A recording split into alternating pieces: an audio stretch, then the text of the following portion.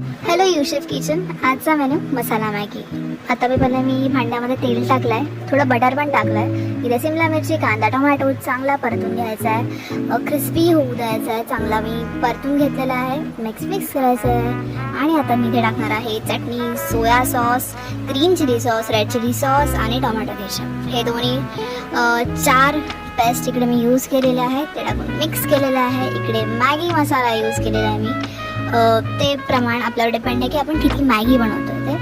ते मॅगी मसाला टाकून मी मिक्स केलेलं आहे. छान परतून घ्यायचं आहे. आणि ह्याच्यामध्ये डायरेक्ट होणार आहे पाणी. आणि आपण अजून पण खूप वेगवेगळ्या चटणी यूज करू शकतो. आपण घरी बनवलेली ग्रीन चटणीसुद्धा यूज करू शकतो ह्याच्यामध्ये. इथे मी मॅगी टाकलेली आहे डायरेक्ट.